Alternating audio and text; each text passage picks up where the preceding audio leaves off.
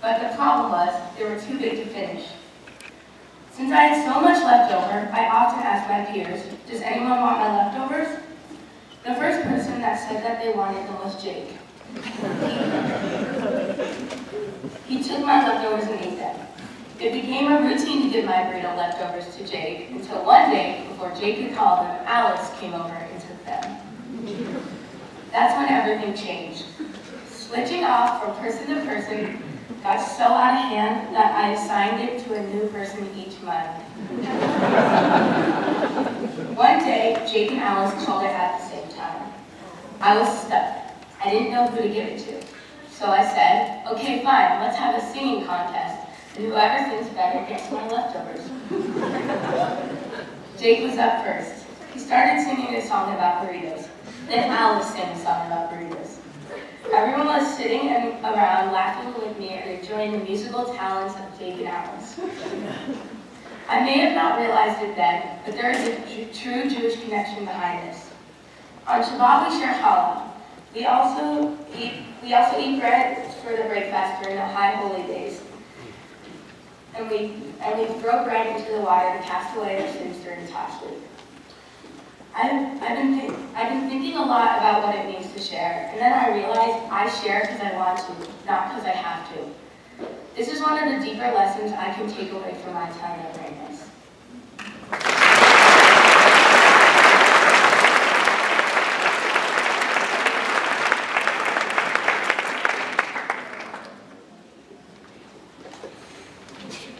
Yellow is a color of happiness as well as warmth. Warmth and yellow are also things that remind me of sunrises and sunsets. The sunrise marks the start of a brand new day, and the end of August marks the start of my new journey through high school. This morning was the last sunrise, and tonight is the last sunset of my Brandeis life. One of the most amazing sunrises I've ever seen was at Rose's birthday party in the 5th grade, when Alice and I couldn't fall asleep. We stayed up all night. The sun rose up above Marin, and we could see the outlines of the tall buildings in San Francisco in the distance. The dark sky mixed with light blue and a warm yellow in the background. Alice and I sat in front of the big window in the living room on the arm of the couch, yawning but too mesmerized to leave. The most beautiful sunset I've ever experienced was on the beach in Tel Aviv on our Israel trip. After my class performed one day by Mati Siahu on the beach, Rose and I took the opportunity to get our Shabbat clothes wet in the ocean, which was the perfect temperature to be jumping around in on a Shabbat night. The sight of the sun setting over the beautiful blue ocean reminded me that this would be one of my last Brandeis sunsets. Tonight at the graduation party, I'll look up at the sky and take in my final memory of a Brandeis sunset, with all of my friends by my side and yellow in my heart.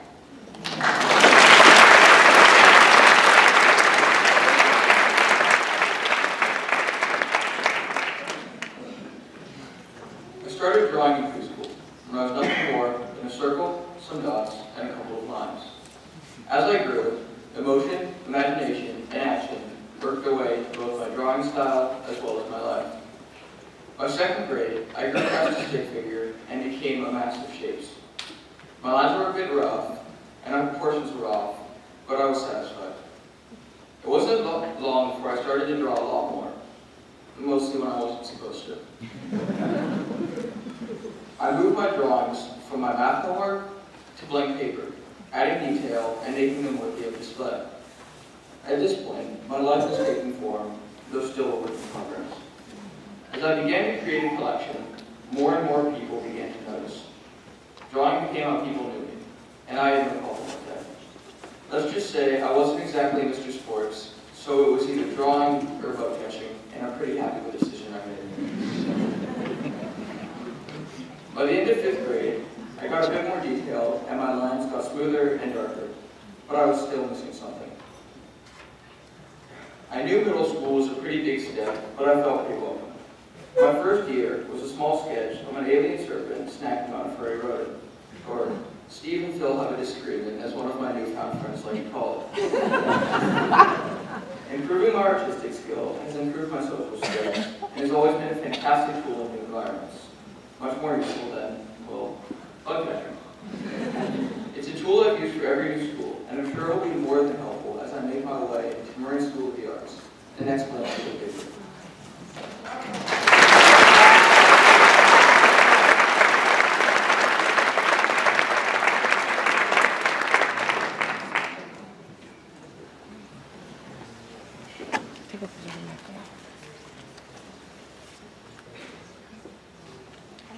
5 years ago, I remember sitting and listening to orientation.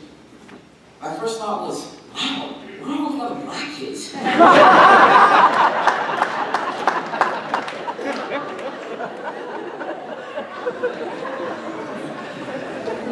Once I realized I was the only one, I accepted my solitude and understood the saying all by myself and adjusted to my new environment.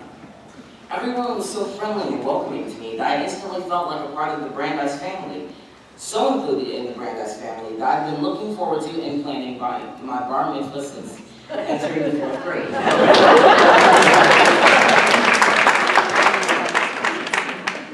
I was so excited to learn at age 13 I get to have a big expensive party and become a man. Now that I finally turned 13, my mother tells me that I am not Jewish. Which was disheartening for me because I thought that my mother knew that I wasn't Jewish when she enrolled me in this.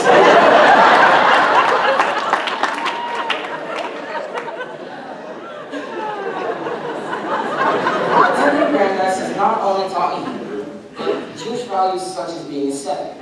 Ascetic is acting on someone's behalf and being a righteous person who also helps other people in need. While at Brandeis and attending a Baptist church, I've learned exactly this, which has made me aware of the responsibilities that I have as a part of this world. Being of a different ethnicity and religion than my closest friends has taught me to be open-minded and to step out of my comfort zone and walk into new experiences. Throughout my years at Brandeis, I've learned a lot about Judaism and the responsibilities of growing up as a Christian young man adapting to Jewish culture. But in the end, I will always appreciate how awesome it is to eavesdrop on a conversation in Hebrew and respond back, בעברית.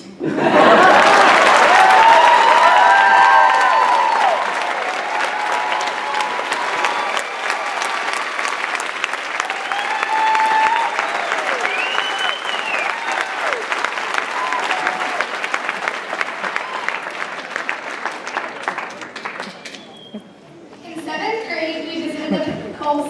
After each meal, we would wash our utensils in 3 large buckets. One with water, one with dish soap, and one with vinegar. Ophir and I were in charge of emptying the water bucket into the toilets in the evenings. It was disgusting. There was leftover food and dirt bits. The first night, Ophir and I were walking up the stairs when I tripped and spilled all the dirty water onto her.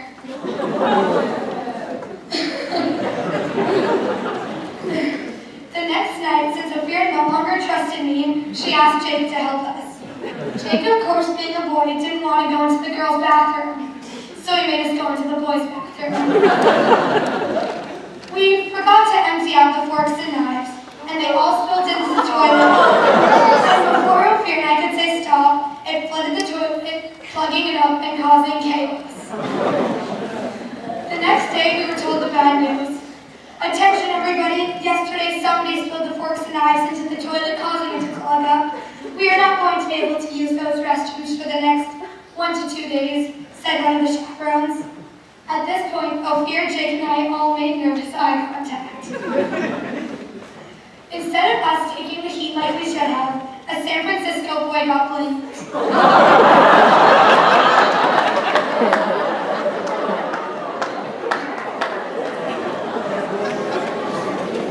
Terrible. It wasn't right what we did. We should have told the teacher the truth. So today, I'm telling the truth.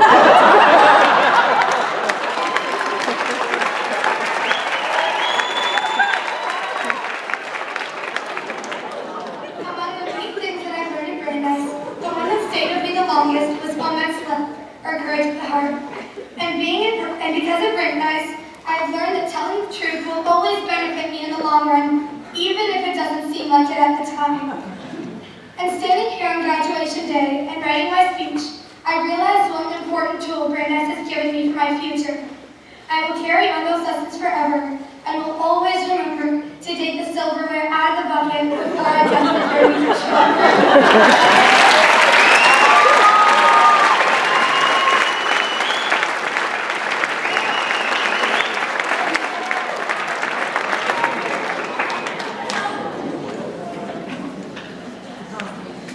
During the last month of 8th grade, everyone is ready to leave Brandeis. More likely than not, you've all been to middle school, and at one time or another, you've probably had similar feelings. We've had the same middle school teachers for the past 3 years, and I can tell you, at times, we are all pretty tired of one another by 8th grade, especially that last couple of weeks. By the end of 7th grade, I personally felt completely ready to leave Brandeis and head off to high school. No, I did too. Case study number 1, 7th grade. After a grueling day of classes, we picked a teacher more or less at random. After school, we snuck into his room and replaced all of his pens with crayons. If you've ever seen the TV show The Office, then you understand that the feelings between Jim and Dwight are similar to the feelings between the students and the teachers after so long. Case study number 2, 8th grade. Noah and I revisited our criminal past from 7th grade and went to school early one morning. We hid 7 timers around the classroom and set them to go off during different times that day. You can only imagine the havoc that we caused. Now, you're probably wondering, why am I telling you all of this? Our class and our teachers are so painfully familiar with each other that the only way to entertain ourselves is to create some pretty funny moments. That doesn't change my opinion. I can't wait to go to high school. But I do know I'll leave Brandeis with some pretty funny memories.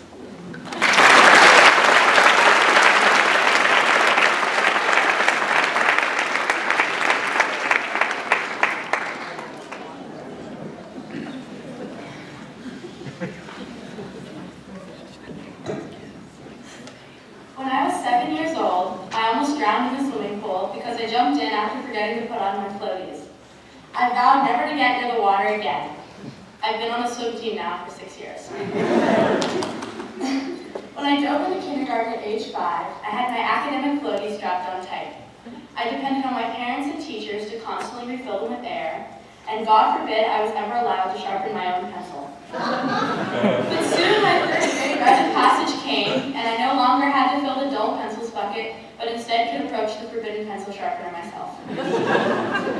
This incredible skill was an obvious gateway towards my full maturity, and was the final push that I needed to make my way out of the shallow end and into middle school, where I couldn't quite touch the bottom. But over the course of 9 long years here, filled with inspirational teachers, loads of support, and amazing classmates, I slowly became able to navigate the waters of middle school on my own. I've been blessed to have gotten the opportunity to know each of my teachers on a really personal level.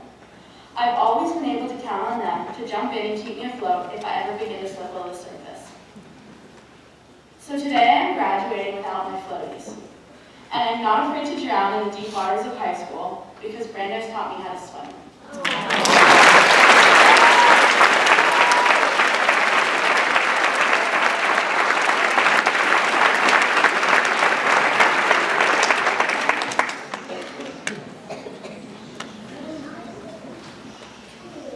One summer, I had played with Alice.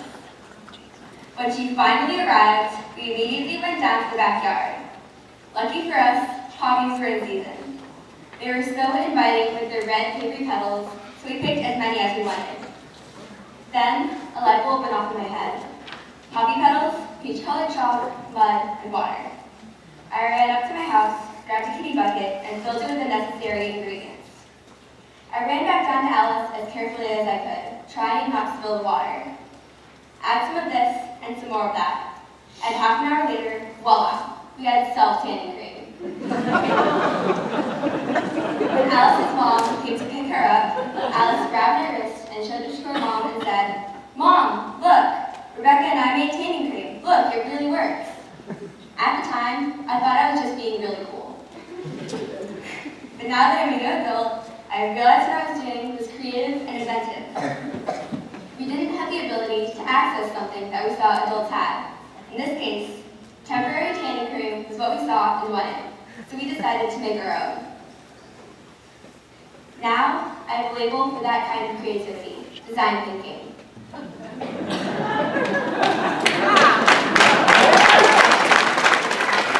In my design thinking class, we made a serious game about natural disaster preparedness to help people learn about how to be prepared in the event event of something catastrophic. Having the ability to think critically and being able to brainstorm ideas has helped me now and will help me in the future. Brandeis has shown me that in design thinking, I don't have to take away my creative 11-year-old self who just wants to create something. Instead, I can use that creative mind to invent a serious game that has the potential to solve an important world problem.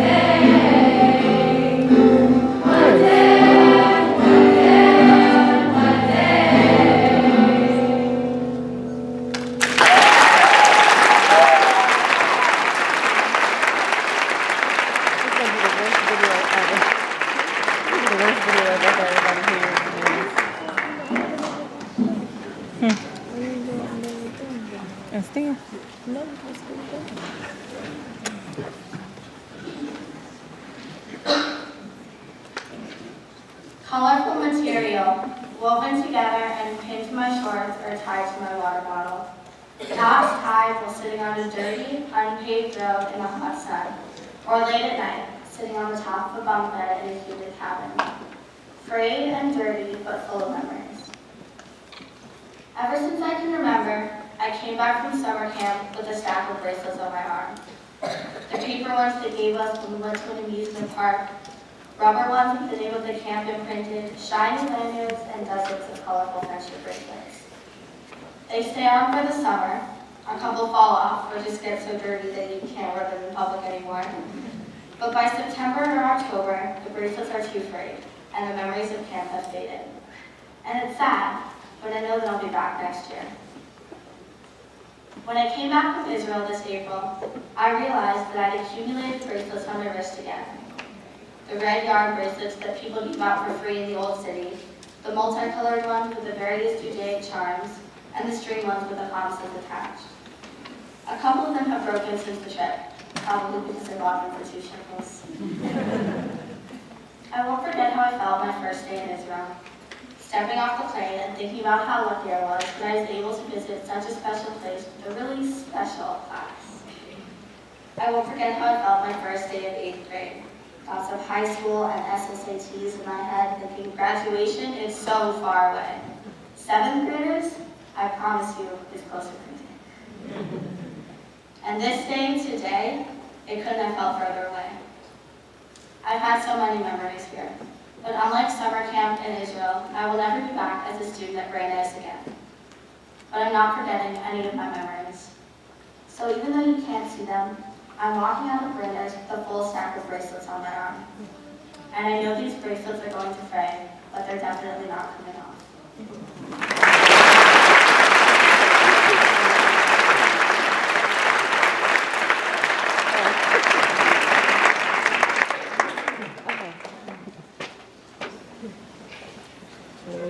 Spending time in Israel this spring, I was expecting to connect with God at the Kotel, or Western Wall, the holiest place in the world for Jews. Everyone talks about feeling connected to God when they are at the wall, and I was expecting to feel that as well. As my class walked into the old city in Jerusalem for Shabbat, I headed to the wall to ask God to heal my close friend who was battling cancer. I expected it to be that easy. I honestly thought I would go to the wall, feel the wind blowing, and hear God speaking to me. But as I waited, I didn't feel much. So I put my note in the wall and left, with part of me feeling incomplete. As the next few days of the trip passed, the question of belief in God kept coming up. As I thought about it, I realized that religion isn't black or white. Developing my Jewish identity will take a lifetime, and it isn't something that can be defined in one moment. Being the perfectionist that I am, this was hard to realize. I planned to discover my Jewish identity when I went to the wall, and when things didn't go as I planned, I was confused. But being with my friends and school community in Israel helped me realize that religion isn't cookie cutter, and is one of the things in my life that I can't plan out. It's not up to anyone but myself to discover what I believe in and to define my Jewish identity. The Israel trip helped me realize how much Brandeis has helped me in discovering who I am. Brandeis has given me the tools I need to continue exploring my religion and finding out who I am as a Jew as I continue into high school. So although the Israel trip and my time as a student here is over, as for discovering my Jewish identity, it's just the beginning.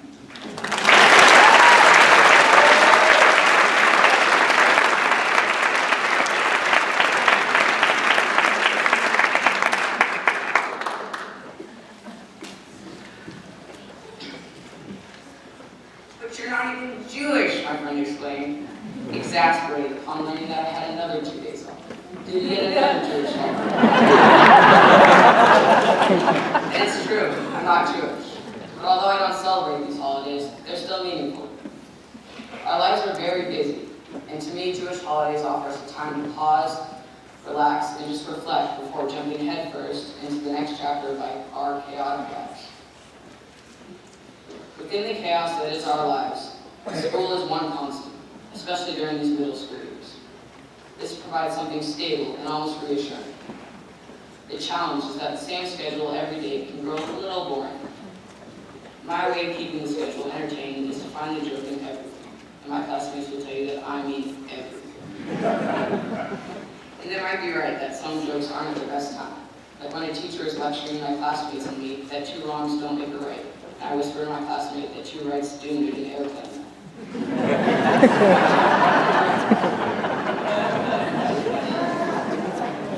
I just think it's better to make light of the situation rather than be sad or angry about it. Graduation can be viewed 2 different ways.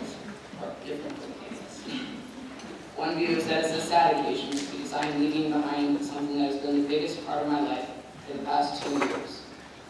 But as I try to be happy rather than sad, I view graduation as a good thing. I can finally take what Brandeis has taught me and use it in my next career adventure.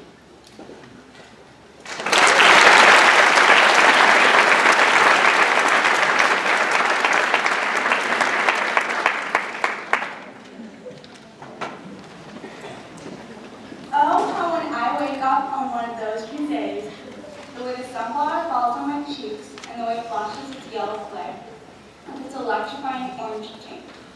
And the honeybirds are sitting out in the sun porch, with the vines of a velvet leaf and the powdered petals climbing up that tree that looks like burnt almonds. Oh, what I see in my June vision. I sit in my chair on the sun porch, taking in the southern breeze, looking at the glazed raspberries hanging on a feisty green vine in front of the new chestnut beds. And the sycamore tree is sitting tall and proud. It makes me feel safe. The cherry blossoms seem like they are for linen, and their embellished blue sky is so amazing yet assuring. Oh, when I wake up on one of those June days, this is my June vision.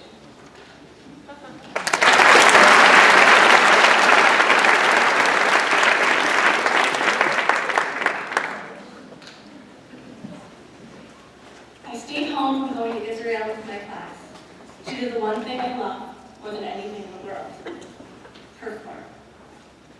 Performing requires lots of strength and confidence, which I find myself having. But ironically, I have never been more vulnerable than this year. The day my class left for Israel, I went to synagogue for Yom HaShoah, Holocaust Remembrance Day. I was seated in between two survivors. The woman on my right turned to me and smiled. I couldn't help but realize the way her eyes sagged on the side, how her smile seemed a bit forced. I had so many questions for her. Before I could choke out the first verse, she shook her head, and then proceeded to read my mind. And all I could do was sit back as this lady explained her time in Auschwitz, leading up to her liberation. After a while, she grabbed my arm. "Sweetie," she whispered, "if there's one thing I've learned from everything I've been through, it's that you have to live what you thought. I am a survivor. I am blessed to have my sister live through with me. Even if my parents were gone, I still have my sister. Now you have the opportunity to live what you thought, and I'm guessing you've got a whole lot to live for." This stranger had just dug to the very core of all of my vulnerability and confusion, and even I hadn't figured it out yet. In middle school, I lost myself. But performing and writing was the only thing that kept me afloat. When I was having trouble being me, I could go and embody the characteristics in life of someone else. And even if that character was flawed, as many are, at least they would pretend, right? I know it sounds like an escape, but I soon began to find myself. Not only my embodied role in the moment, but also my true self.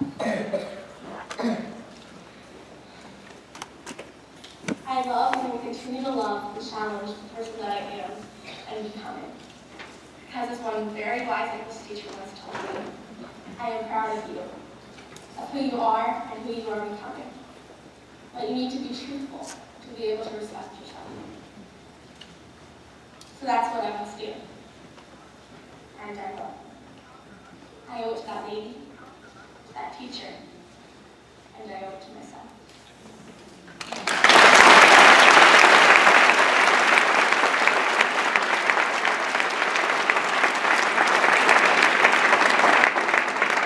On the first day of second grade, we had PE. Over the summer, Brandeis had installed a small rock wall in the back of the playground. I had been at the local climbing gym since the beginning of summer. For PE, we had to go across the rock wall without falling. Confidently, I hopped onto the rock wall and took about 3 steps until I fell flat on my back. I was ashamed that after all this practice, I couldn't even get past a simple rock wall. Fortunately for me, my friends were there to help me back up. This incident only motivated me to try harder and practice more. Later on, I joined a climbing team. After grueling practices, I was often burned out. During one practice, I could feel my muscles cramping up. As I went to grab the next hold, my hand slipped and I fell, just to be caught by my rope. but I was extremely sore. The next day, I thought I was at school, and the day was feeling absolutely unbearable. Luckily, my friends were there to catch me, just like my rope did the previous day. After multiple times of trying to reach the top of the wall and falling more times than I can count, I finally reached the top. This rock wall was exactly like the last semester of 8th grade.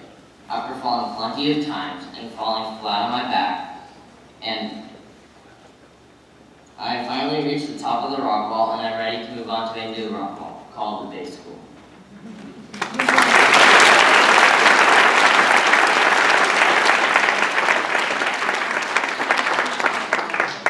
In 7th grade, I felt a change in my school. Something was off with the feeling. I noticed that we had stopped singing the American National Anthem at the end of the service, or at least that's what it seemed to me. Even though we would sing Machika every time, the national anthem was being left out, and I didn't know why. So I did something about it. But before I describe what I did, let me tell you what I've learned at Brandeis. Throughout my education here, I was encouraged to observe and think critically. I was supported to express my opinions and not be afraid to speak my mind. I learned that if you wanted to see change happen, you had to come up with a solution and participate in seeing it through. So while my class and I were planning our 7th grade service, I suggested adding the Star Spangled Banner to our tefillah, which was warmly welcomed throughout my class. The day of the tefillah arrived. I walked up to the bima, and after introducing and singing the Israeli national anthem, I used the time to express my concern and stated that I felt it was unpatriotic to not sing our country's national anthem. After all, many of us in the Brandeis community are American. Immediately after expressing my concern, we began singing the American national anthem. The community's response to my statements were very positive, and I was congratulated by many parents and faculty after our service concluded. It wasn't easy to stick my neck out in front of a sanctuary full of people for something I believed in. But it was so gratifying that the school listened to what I had to say. And now we sing the national anthem at every tefillah. I guess you could say I left my mark on the school, and I hope it continues.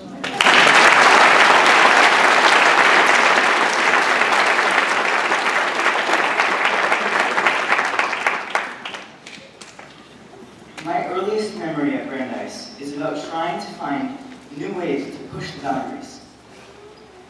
My friends and I once decided that the rocks at Brandeis must be more valuable than the plain rocks that they look like.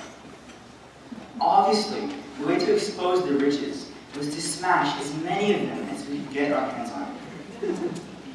Each exploding rock surely must have had hidden gems and treasures inside. One after the next, rock fragments flew everywhere. It was a mess. But we continued to enlist additional help. The rocks kept getting bigger and bigger, and then the teacher saw what we were up to, and it did not look good. But Brandeis had already instilled in me an intense desire